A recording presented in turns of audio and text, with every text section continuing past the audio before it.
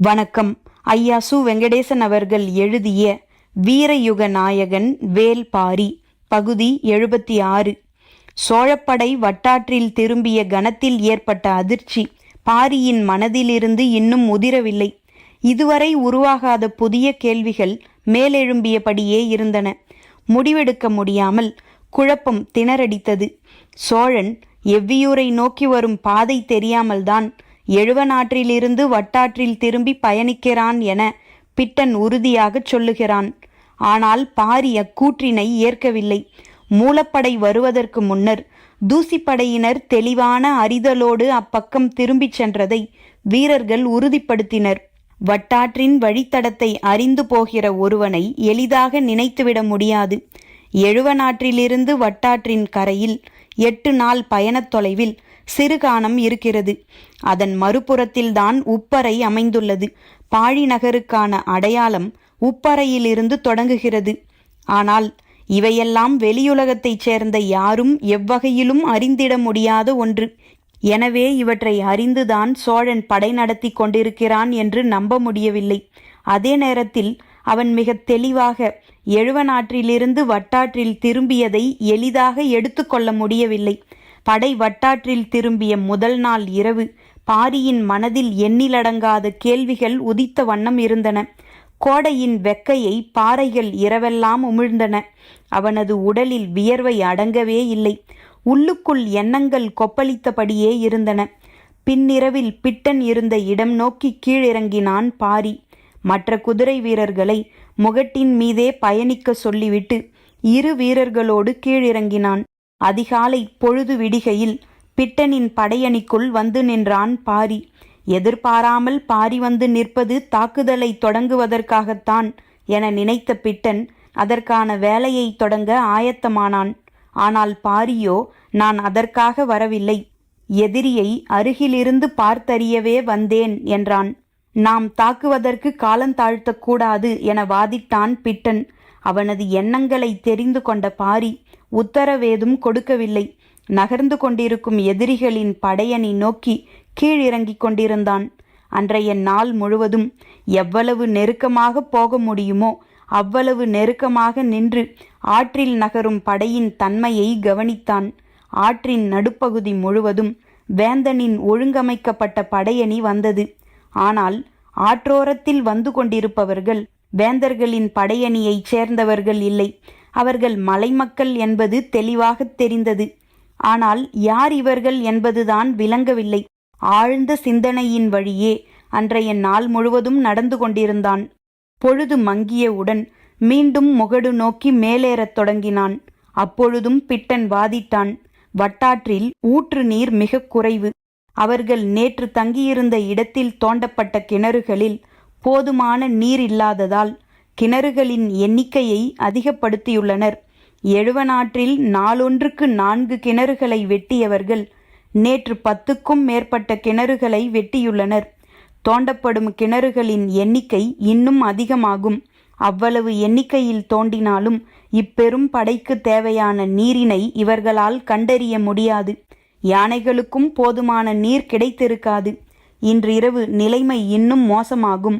நாளை அனைவரிடமும் முழுமையான சோர்விருக்கும். நாம் தாக்குதலை தொடுக்க நாளை இரவு மிக பொருத்தமானது என்றான். பாரி மறுமொழி ஏதும் சொல்லவில்லை. அமைதியின் மூலமே மறுப்பினை சொல்லிவிட்டு மேல் நோக்கி நடக்கத் தொடங்கினான். எதிரிப்படையின் ஓரப்பகுதியில் வரும் மலையின மக்களின் உடல் அமைப்பினை பற்றியே மீண்டும் மீண்டும் சிந்தித்தபடியே வந்தான். அவர்கள் பச்சை மலைத்தொடர் பகுதியை சார்ந்தவர்கள் அல்லர். அப்படியென்றால் யார் அவர்கள் என்று எண்ணியபடியே இருந்தான். முள்ளூர் பெரியவர் சொன்ன குறிப்புகள் நினைவுக்கு வந்தன. இரவாதன் சொன்ன அத்தனை செய்திகளையும் சிந்தித்து பார்த்தான். உதிரன் பதற்றத்தோடு எவ்வியூர் வந்ததை யோசித்தான். சட்டென அங்கவை சொன்னதாக உதிரன் சொன்ன சொல் நினைவுக்கு வந்தது. அவர்கள் காதின் மேல் மடல்களில் 3 துளையிட்டிருந்தனர். மனதுக்குள் மின்னலின் ஒளி பாய்ச்சுவது போல இருந்தது அந்த செய்தி. எவ்வளவு முக்கியமான குறிப்பினை அங்கவை சொல்லியுள்ளாள். மரத்தின் மீதிருந்து பார்த்ததால் கீழே செல்பவர்களின் காது மடல்களை துல்லியமாக பார்க்க முடிந்துள்ளது. நாம் மிகவும் தொலைவில் இருந்து பார்த்ததால் அதனை பார்க்க முடியவில்லை என்று நினைத்து கொண்டிருந்த பாரியின் மனதில் எதிரி படையில் வந்து கொண்டிருப்பது யாரென பிடிபடத் தொடங்கியது. காது மடல்களில் மேல் நிலையில் 3 துளைகளை இடுபவர்கள் மேல் காடர்கள் என்றும், கீழ்ச்சதையில் 2 துளைகளை இடுபவர்கள் கீழ்காடர்கள் என்றும், காதின் நடுநரம்பினை ஒட்டி பெரிய துளையினை இடுபவர்கள் குறுங்காடர்கள் என்றும் கேள்விப்பட்டுள்ளான். நெடுங்காடர்களை இதுவரை பாரி நேரில் பார்த்ததில்லை. ஆனால் அவர்களை பற்றிய எண்ணற்ற கதைகளை வேளிர்குலம் அறியும். அவை அனைத்தும் கடகடவென நினைவுக்கு வந்தன. வேளிர்குலம் நெருப்பினை அறியவும் வளர்த்தெடுக்கவும் கட்டுப்படுத்தவும் ஆற்றல் கொண்டதைப் போல நீரினை பற்றிய பேரறிவு கொண்டவர்கள் காடர்கள் என்பது நினைவுக்கு வந்தது. மண்ணுக்குள் இருக்கும் கடுநீரை எப்படி துல்லியமாக அவர்கள் கண்டறிந்தார்கள் என முள்ளூர் பெரியவர் அன்று எழுப்பிய கேள்விக்கு இன்று விடை கிடைத்தது. நீரும் நெருப்பும் போல, கிழக்கும் மேற்கும் போல இயற்கையின் அதி ஆற்றலை வெளிப்படுத்தும் 2 குடிகள்தாம் வேளிர்களும் காடர்களும். இவர்களுக்குள் எதிரெதிர் நிலை கொண்ட முரண்கள் ஆதியிலிருந்தே உருவாகிவிட்டன. வேளிரோடு பகைமை கொண்டு பழி தீர்க்க எண்ணற்ற சடங்குகளை காடர்கள் நடத்துவார்கள் என்பதும் பாரி அறிந்ததே. காடர்களின் கண்ணீர் படாமல் எப்படி அங்கவை தப்பினாள் என்பது இப்பொழுதுதான் பெரு வியப்பாக இருந்தது. அவர்களின் கண்ணீர் பட்டிருந்தால் எவ்வளவு பெரிய கொடூரம் நிகழ்ந்திருக்கும் என நினைத்தபடி விரைவாக நடந்தான். சிறுவயதில் காடறியும் பயணத்தின் போது வடதிசை ஊரொன்றின் கிழவன் சொன்ன சொல் நினைவுக்கு வந்தது. காடர்களும் கருநொச்சியும் இருக்கும் வரை எந்த புதையலையும் மறைக்க முடியாது. அது நினைவுக்கு வந்த மறுகணம் குலநாகினியின் வாக்கும் நினைவுக்கு வந்தது. பரம்பு மக்கள் இருக்கும் வரை பாழி நகரை எவனும் நெருங்க முடியாது. சொற்களின் நினைவுகளுக்குள்ளிருந்து மீண்டு வெளிவந்தான் பாரி. அவனது மனதில் இருந்த கேள்விகள் அத்தனைக்கும் விடை கிடைத்தது. சோழன் காடர்கள் மூலம் பாழிநகர் பற்றிய குறிப்பினை அறிந்துள்ளான். இப்பொழுது அதனை நோக்கியே அவன் போய்க் கொண்டிருக்கிறான். கீழ்காடர்களே நீர் சுரப்பை கண்டறிந்து கிணற்றினை உருவாக்கியுள்ளனர். படையின் 2 புறங்களிலும் நெடுங்காடர்கள் அணிவகுத்து வருகின்றனர். குறுங்காடர்கள் கொடும் நச்சு பூச்சிகளை கையாளத் தெரிந்தவர்கள். நகர்ந்து கொண்டிருக்கும் இப்பெரும் படையை எளிதில் அழிக்க முடியாது. ஏனென்றால் நெடுங்காடர்கள் அடர் மரக்கொப்புகளை ஒன்றுடன் ஒன்றாக பின்னி தடுப்பரன்களை எளிதாக அமைத்து விடுவர். நாம் வீசும் அம்பும் ஈட்டியும் அத்தடுப்பரனை துளைத்து கொண்டு உள்ளே போவது மிக கடினம். நெடுங்காடர்கள் இருக்கும் வரை இப்படையை பக்கவாட்டிலிருந்து தாக்கி அழிக்க முடியாது. பிட்டன் மிகவும் அவசரப்படுகிறான். இரவாதனோ நாள்தோறும் உத்தரவு கேட்டு குறிப்புகள் அனுப்புகிறான். நீராதாரம் உருவாக்கப் போகும் சிக்கல் என்னவென்பதை நம்மால் எளிதில் முடிவு செய்ய முடியாது. சற்று பொறுத்திருந்துதான் பார்க்க வேண்டும் என்று எண்ணியபடி உச்சி முகட்டினை அடைந்தான் பாரி. சோழப்படை வட்டாற்றில் திரும்பிய 6ஆம் நாள் பொழுது நண்பகலை கடந்தது. கதிரவனின் சூடு உச்சங்கொண்டிருந்தது. நெடுங்காடர்களின் தளபதி துணங்கன் யானைப்படையின் நடுப்பகுதியில் இருக்கும் வேந்தரை காண வந்திருந்தான். யானையின் மீதிருந்த அம்பாரியில் அமர்ந்து வந்தான் செங்கணச் சோழன். அருகில் குதிரையின் மீது வந்து கொண்டிருந்தான் உரையன். துணங்கன் வந்துள்ள செய்தியை வேந்தனுக்கு திரை விலக்காமல் மெய்க்காப்பாளன் சொன்னான். சிறிது நேரத்தில் திரையை விலக்கினான் செங்கணச் சோழன். துணங்கன் முறைப்படியான மரியாதையை தெரிவிக்க குதிரையிலிருந்து கீழிறங்கி நின்றிருந்தான். அம்பாரியிலிருந்து எட்டி பார்த்தபடி அதனை ஏற்ற வேந்தன் என்ன செய்தி எனக் கேட்டான். துணங்கன் பதில் சொல்லும் முன் அவனை குதிரையின் மீது ஏறும்படி கையசைத்தான் வேந்தன். துணங்கன் குதிரையின் மீதேறி பேசும்பொழுது அதனை யானையின் மீதிருந்து கேட்க வசதியாக இருந்தது. ஆனால் இந்த செயல் வேந்தன் களைத்து போய் உள்ளான் என்பதன் அடையாளமாகவே துணங்கனுக்கு தோன்றியது. அவன் சொன்னான், இவ்வாற்றில் நீராதாரம் நாம் எதிர்பார்த்ததை விட மிக குறைவாக இருக்கிறது. என்ன செய்யலாம்? பரம்பில் மிக கடுமையான பகுதியை நாம் கடந்துவிட்டோம். அவர்களின் மிகப்பெரிய ஊர்கள் இருப்பதெல்லாம் எழுவனாற்றின் பகுதியில்தான். இனி பேராபத்தேதுமில்லை. எனவே நாம் படையை கையாள்வதில் சில முடிவுகள் எடுக்க வேண்டும். என்ன முடிவெடுக்க வேண்டும்? யானைப்படையின் ஒரு பகுதியையும் காலாட்படையின் ஒரு பகுதியையும் 1 நாள் இடைவெளியில் பின்தொடர்வதைப் போல ஏற்பாடுகள் செய்யலாம். அதன் மூலம் நீராதாரத்தை பகிர்ந்து கொடுக்க முடியும். படையும் தெளிச்சு கொண்டு முன்னேறும். நம்முடைய தாக்குதல் திறன் எந்த கட்டத்திலும் குறையாது என்றான். சற்றே பதறிய உரையன், இல்லை, அப்படி செய்வதன் மூலம் நமது ஆற்றலை நாமே பிரித்தவர்களாகிவிடுவோம். எதிரி தாக்குதல் தொடுக்க வசதியாகிவிடும் என்றான். துணங்கன் சொன்னான், அப்படி செய்யவில்லை என்றால் நாளையே வீரர்கள் சிலர் மயங்கி விழ நேரிடலாம். போதிய நீரின்றி தொடர்ந்து வேலை வாங்கப்படும் யானைகளின் நடத்தை எப்படி இருக்கும் என்பதை நம்மால் கணிக்க முடியாது. வீரர்கள் மயங்கி விழத் தொடங்கினால் அது போருக்கான மனநிலையை முற்றாக சிதைக்கும் என்றான். பின்னால் வரும் 2ஆம் நிலைப்படை வலிமை குன்றி இருக்குமேயானால் எதிரிகள் அதனை சூழ்ந்து தாக்கி அழிப்பர் என்றான் உரையன். நெடுங்காடர்கள் இருக்கும் வரை மலைமேலிருந்து அவர்கள் எரியும் ஈட்டியும் அம்பும் எந்த பாதிப்பினையும் ஏற்படுத்தாது. இப்பகுதியெல்லாம் அடர்காடுகள். ஆற்றங்கரையோரத்தில் இருக்கும் மரத்தொகுதிகளை ஒரு பொழுதுக்குள் பின்னல் வலையாக மாற்றிவிட முடியும். எண்ணிலடங்காத மூங்கில் மரங்கள் ஆற்றோரம் இருக்கின்றன. எந்த கவலையும் நமக்கில்லை என்றான். சிறிது நேரம் சிந்தித்த செங்கணச் சோழன் 2 தொகுதி யானைகளையும் 1000 வீரர்களையும் இன்றிரவு இங்கேயே தங்க வையுங்கள். முன்னணி படை வழக்கம் போல் காலையில் புறப்படட்டும். 2ஆம் நிலைப்படை 1 நாள் இடைவெளியில் நம்மை பின்தொடரட்டும். அவசர தேவையென்றால் கூட 1 நாள் நடைத்தொலைவை எளிதில் வந்தடைந்து விடலாம் என்றான். இருவரும் ஏற்றுக்கொள்ளும் பதிலாக இருந்தது அது. ஆனாலும் துணங்கனுக்கு ஐயம் இருக்கத்தான் செய்தது. 2 தொகுதி என்றால் 200 யானைகள்தாம். மீதமுள்ள 300 யானைகளுக்கு நீர் கிடைப்பது கடினம். எனவே சமமாக பிரிப்பதே சிறந்தது என தோன்றியது. ஆனால் இதற்கு மேல் வேந்தனிடம் பேசுவது முறையல்ல என்று தோன்றியதால் துணங்கன் அமைதி காத்தான். ஆனால் உரையன் சொன்னான், பின்னணி படையின் பாதுகாப்புக்கு நாம் கூடுதல் ஏற்பாடுகளை செய்ய வேண்டும்.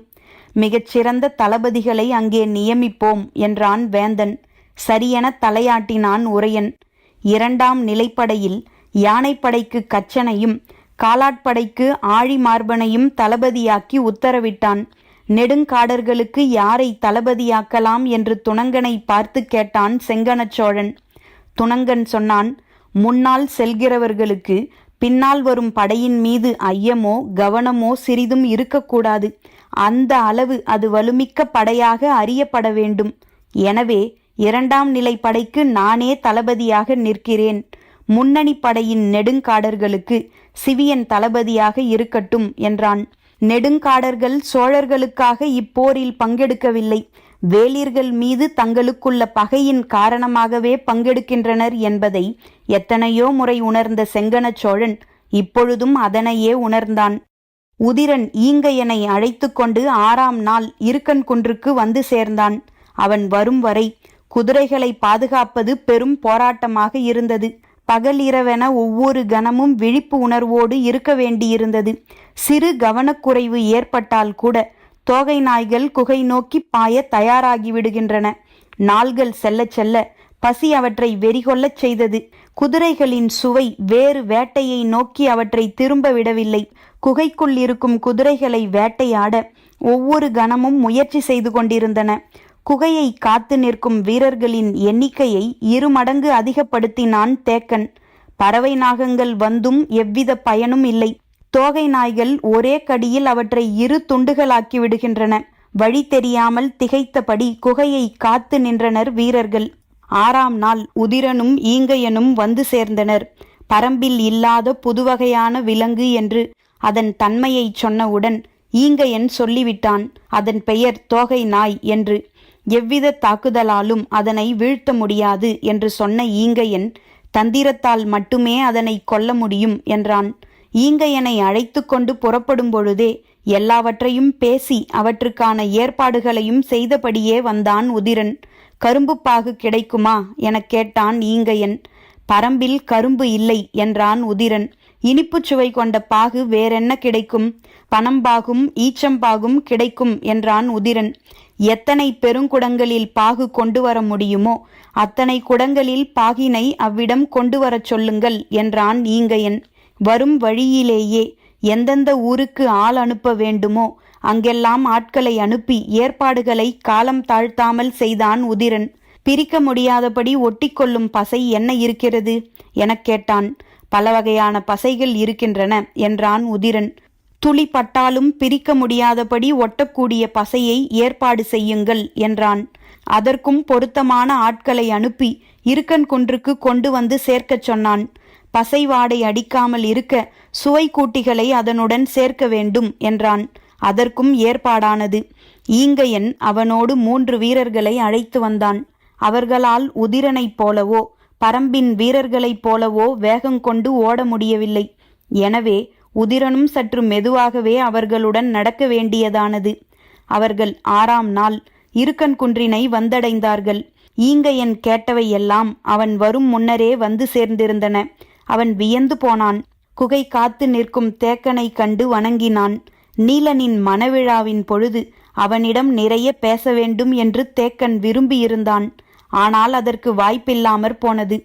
தேக்கனை கண்டதும் தோகை நாய்களை பற்றி சொல்வதற்கு எவ்வளவோ இருக்கின்றன.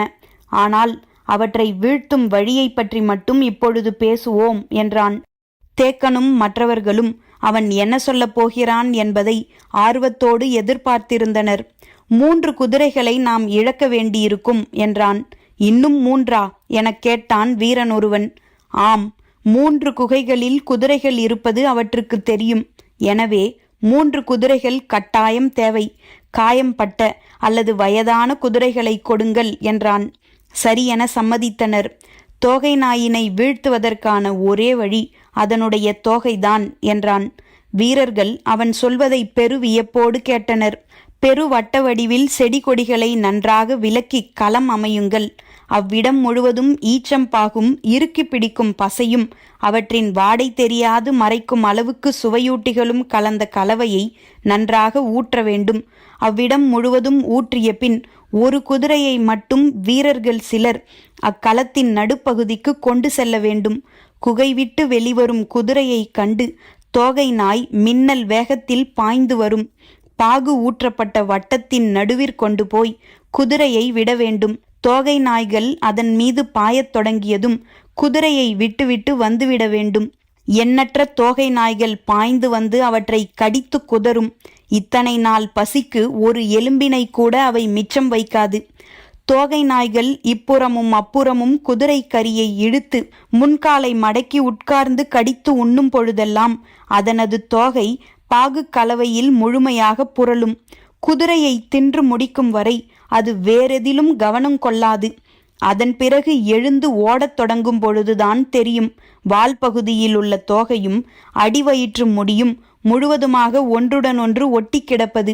அது எவ்வி தவ்வும் பொழுது தோகை முடிகள் சிலிர்த்து விரியாது. வாலின் எடையும் தூக்கி தாவ முடியாத அளவுக்கு கனமாக மாறும். முதல் தாவலிலே இதனை தோகை நாய் உணர்ந்துவிடும். முன்னும் பின்னுமாக திரும்பி ஏதேதோ செய்து பார்க்கும். பாகுச்சுவையால் மரக்கிளையில் எவ்விடத்தில் உட்கார்ந்தாலும் எறும்புகளும் பூச்சிகளும் அதனை மொய்க்கத் தொடங்கும். அப்பொழுதுதான் நீள்வாயின் வேட்டை தொடங்கும். தனது கூரிய பற்களை கொண்டு திரும்பி திரும்பி அரிக்குமிடத்தில் கடிக்கத் தொடங்கும். இடப்புறமும் வலப்புறமுமாக வண்டு ரீங்காரம் இடுதல் போல சுற்றி சுற்றி முன்பற்களால் கடித்தெழுக்கும். அதன் நீள்வாயின் முன்பற்கள் பின்னுடலை மாறி மாறி கீறும். பின்புற பிட்டங்களிலும் வாலிலுமிருந்து குருதி கசியத் தொடங்கும். எந்நேரமும் பூச்சிகள் மொய்த்து கிடக்க எந்த இடத்தில் நின்றாலும் செவ்வெரும்பும் பாறை எறும்பும் மலை எறும்பும் அதன் மேல் ஏற பேரலறலோடு அது ஓடத் தொடங்கும். உட்கார முடியாமல் ஓடிக்கொண்டே இருக்கும் அது வெகு விரைவிலேயே ஓட முடியா தன்மை எய்தும். மலை முழுவதும் எதிரொலிக்கும் அதன் ஊளை சத்தம் சிறிது சிறிதாக குறைந்து இலைப்பின் வழியிலான முனகலோடு அதன் வாழ்வு முடியும் என்றான் ஈங்கையன். இரவு நெருங்கியதும் வேலையை தொடங்கினர். குகைக்கு முன்னால் இருந்த செடி கொடிகளை வெட்டி அப்புறப்படுத்தினர். கலவைகள் நன்கு தயாராயின. ஈங்கையன் சொன்ன பிறகு அதில் தேவையை உணர்ந்து எங்கும் கிடைக்காத எழுமுட்பசையையும் தெல்லுக்கொடி பசையையும் சேர்த்தனர். இனி அதன் ஒட்டுன் தன்மைக்கு இணையேதும் இல்லை என்றான் தேக்கன். இரவானதும் வெளிச்சம் விழாதபடி பந்தங்களை திருப்பி வைத்து கலவைகளை கொண்டு வந்து ஊற்றினர். போதும் போதும் என்று சொல்லும் அளவுக்கு ஊற்றி முடித்ததும் 3 வீரர்கள் குதிரையை பிடித்து கொண்டு கலவையை நோக்கி நடந்தனர். குதிரைகள் குகைவிட்டு வெளிவருவதறிந்த கணமே தோகை நாய்கள் தமது தோகை சிலிர்க்க கிளைகளை விட்டு எழுந்தன. நீள் வாய்கள் மெல்லத் திறந்த பொழுது கால்கள் குதிரையை நோக்கி பாய்ச்சலுக்கு ஆயத்தமாயின. பொழுது நடுப்பகலை கடந்தது. பாரியை நோக்கி பிட்டன் மலையேறி மேலே வந்தான். தொலைவிலேயே அவன் வருவதை அறிந்தான் பாரி. பிட்டனின் பதற்றம் நாளுக்கு நாள் கூடிக்கொண்டே இருந்தது. நெடுங்காடர்களை பாதுகாப்பு அரணாக பயன்படுத்தி அடர் காட்டுக்குள் நகரும் ஒரு படையை எளிதில் தாக்கி வீழ்த்திவிட முடியாது என்பதை பாரி நன்கு உணர்ந்திருந்தான். ஆனால் பிட்டனோ எதிரியின் படையில் நெடுங்காடர்கள் இருக்கிறார்கள் என்பதையே அறியவில்லை. எனவே காலந்தாழ்த்தாமல் உடனே தாக்குதலை தொடங்க வேண்டும் என்று வலியுறுத்தியபடியே இருந்தான். வழக்கமான தாக்குதலால் இவர்களை ஒன்றும் செய்துவிட முடியாது. வேறு வழியை கண்டறிந்தால் மட்டுமே தாக்குதலுக்கு பலன் கிடைக்கும் என்ற சிந்தனையிலேயே தாக்குதலை தள்ளி போட்டு கொண்டு வந்தான் பாரி. மேலேறி வந்த பிட்டன் சொன்னான், எதிரி குடிநீர் பற்றாக்குறையின் காரணமாக படையை இரு கூறாக பிரித்துள்ளான். நேற்றிரவு தங்கிய இடத்தை விட்டு இன்னும் ஒரு பகுதி படை புறப்படவில்லை. இதுதான் பொருத்தமான நேரம். இன்றிரவு பின்புற படையை தாக்கலாம் என்றான். சற்று பொறுத்திருப்போம் என்றான் பாரி. பிட்டனால் பாரியின் வார்த்தைகளை ஏற்க முடியவில்லை. இது போன்ற சிறந்த வாய்ப்பு இனி கிடைக்காமற் போகலாம். எதனை வைத்து சொல்லுகிறாய் எனக் கேட்டான் பாரி. எதிரிகள் நீர் பற்றாக்குறையை சமாளிக்க சரியான உத்தியை வகுத்துவிட்டார்கள். இன்னும் 2 நாள்கள் இதே தன்மையில் அவர்கள் படையை நகர்த்தி சென்று விட்டால் அதன்பின் அவர்கள் வலிமை அடைந்து விடுவார்கள். எப்படி? 2 நாள் நடைத்தொலைவில் வட்டாற்றின் ஓரமாக சிறுகானத்துக்கு சற்றே முன்னால் குளம் ஒன்று இருக்கிறது. எக்கோடையிலும் நீர் வற்றாத குளம் அது. துவண்டு போயிருக்கும் எதிரிகளின் யானைப்படையை அது முழுமையாக தெளிச்சு கொள்ளச் செய்துவிடும். நாம் அதற்குள் முந்தியாக வேண்டும் என்றான். பிட்டனின் கூற்று பாரிக்கு வேறொன்றை சொல்லியது. சற்றே வியப்போடு, இக்கோடையிலும் அதில் நீர் இருக்கிறதா எனக் கேட்டான். ஆம், வீரர்கள் பார்த்து வந்த பின்னர்தான் உடனடியாக உன்னிடம் சொல்ல மேலேறி வந்தேன். அப்படியென்றால் அவர்கள் குளம் நோக்கி நகரட்டும், அதுதான் நமக்கான இடம். பிட்டனுக்கு புரியவில்லை. அவ்விடத்தில் வைத்து தாக்கலாம் என பாரி நினைக்கிறானோ என்று தோன்றிய கணத்தில் பிட்டன் சொன்னான், அது மேலிருந்து தாக்குவதற்கான நிலவமைப்பு கொண்ட இடம் அல்ல. அவ்விடத்தில் தாக்குதலை தொடுத்தால் எதிரியை வீழ்த்த முடியாது. அவ்விடத்தில் மட்டுமல்ல, மேலிருந்து தாக்கும் போர் முறையால் எவ்விடத்திலிருந்து தாக்கினாலும் எதிரியை வீழ்த்த முடியாது. பாரியா இப்படி சொல்வது என்று அதிர்ந்த பிட்டன், ஏன் அப்படி சொல்கிறாய் என்றான். சோழனின் படையை இருபுறமும் அரணென காத்து வந்து கொண்டிருப்பவர்கள் நெடுங்காடர்கள். நெடுங்காடர்களா? பிட்டன் ஒரு கணம் உறைந்து மீண்டான். ஆம், அந்த வலிமை இருப்பதால்தான் பரம்புக்குள் துணிந்து இவ்வளவு தொலைவு முன்னேறியுள்ளான் சோழன். பிட்டனுக்கு அடுத்து என்ன கேட்பதென தெரியவில்லை. அவன் அதிர்ச்சிக்குள் மூழ்கிக் கொண்டிருந்த பொழுது பாரி தெளிவு நோக்கி மேலேறிக் கொண்டிருந்தான். குளக்கரைதான் நமது தாக்குதலை தொடங்கப் போகும் இடம். வீரர்களின் எண்ணிக்கையை பல மடங்கு அதிகப்படுத்த வேண்டும். மீதமிருக்கும் வடதிசை ஊர்கள் 43க்கும் செய்தி அனுப்புங்கள். இரு கரைகளிலும் வீரர்கள் குவியட்டும். நாளை மறுநாள் நள்ளிரவில் தொடங்குகிறது நமது தாக்குதல் என்றான் பாரி. தாக்குதல் எப்பொழுது என்று கேட்டுக்கொண்டே இருந்த பிட்டனின் கேள்விக்கு இப்போது விடை கிடைத்துவிட்டது. ஆனால் இதுவரை இருந்த வேகமும் தெளிவும் இப்போது குழப்பமாக மாறின. மலைமுகட்டிலிருந்து கீழே தனது படை நோக்கி வந்தான் பிட்டன். எல்லா ஊர்களுக்கும் செய்திகளை கொண்டு சேர்க்க வீரர்கள் புறப்பட்டனர். வலக்கரையில் இருக்கும் இரவாதனுக்கு மறை குறிப்புகள் மூலம் செய்தி சென்று சேர்ந்தது. வீரர்கள் தாக்குதலை தொடங்க எல்லா வகையிலும் ஆயத்தமாகிக் கொண்டிருந்தனர். பிட்டன் விடையில்லாத கேள்வியோடு இருந்தான். குளக்கரையில் வைத்து என்ன செய்துவிட முடியும்? குளத்து நீரில் நஞ்சு கலந்து யானைகளை கொல்லும் உத்தியை பாரி ஒருபொழுதும் கை கொள்ள மாட்டான். வேறு என்னதான் செய்யப் போகிறான்? பரம்பின் குரல் ஒலிக்கும்.